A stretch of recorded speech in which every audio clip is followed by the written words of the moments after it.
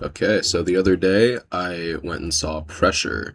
It's a new movie that covers the few days leading up to D-Day in World War II and all the tense conflicts and hardships that went with it. But yeah, I think this movie is great. It carries a very tense energy throughout the entire thing. It really lives up to its name. Everything just feels under pressure. I'm not super familiar with D-Day. I mean, I knew of it because of history class, but I don't really remember anything else. So our main character, General Stagg, I think is his name. Yeah, Captain James Stagg. He's a meteorologist, and Dwight D. Eisenhower, played by Brendan Fraser, hired him to predict the weather on the projected date of D-Day. And that's basically just what the entire movie covers. It's just the days leading up to D-Day and him trying his best to predict what the weather's going to be like. Obviously, weather technology back then wasn't as good as it is now, so predictions weren't as easy or accurate as today. So it was up to a lot of guesswork, and it makes for a very entertaining hour and a half for sure. And now let's get to the scores, the numbers, if you will. I changed this. I changed the categories around this time because I felt like this more fits what I'm going for. I'll put them on screen now, but I'll still like explain them as they go along. So the first category here is narrative. I changed this from craft before. It's basically the same thing as craft, but without the sound design and score and everything, which is now moved to a different category. I think this film's narrative is very good. It's very engaging. I was never really bored at any point. It moves pretty quickly. I think that's a large part due to how intense it feels. There's build up, climax, and a great payoff. Yeah, I was very engaged. The only reason it isn't a 10 is because there was one sequence that involved like an actual depiction of like war, like the D-Day invasion, and I just didn't feel like the movie needed that. In fact, I think it would have been more impactful if you didn't see it at all and you were kind of just waiting with the rest of the people just in silence, like seeing or waiting for the radio to come on to see like what happened. I think that would have added to the intensity, and it would have been really effective. But still, I give narrative a 9 out of 10. I think it's a very, very good story.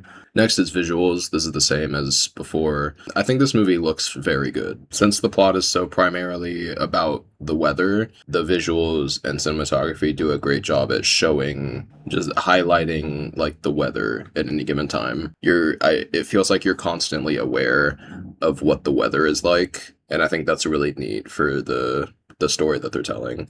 And there's one particular scene involving a church. If you've seen it, you know what I'm talking about, that I think is breathtakingly beautiful. So I give visuals a 9 out of 10.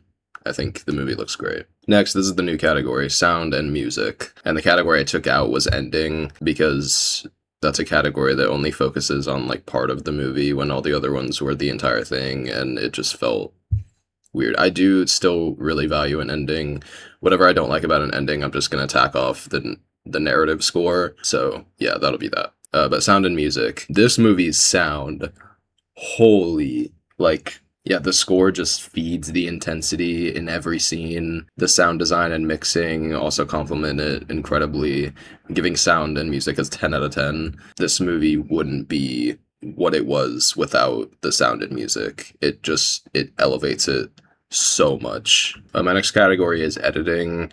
I did change this from pacing to editing, since pacing also included editing in it. Yeah, to be clear, editing includes editing choices as well as pacing. For being an hour 40, it did feel a little long. I don't really know why. I mean, it's not like I was super bored, but it felt longer than an hour 40. And there's nothing really that special about the way it's edited. Nothing like bad about it, but just nothing that really stood out. Like, oh, that's good editing. Actually, I'll say except the opening. The opening, I think, is edited incredibly. But yeah, other than that, not really that much.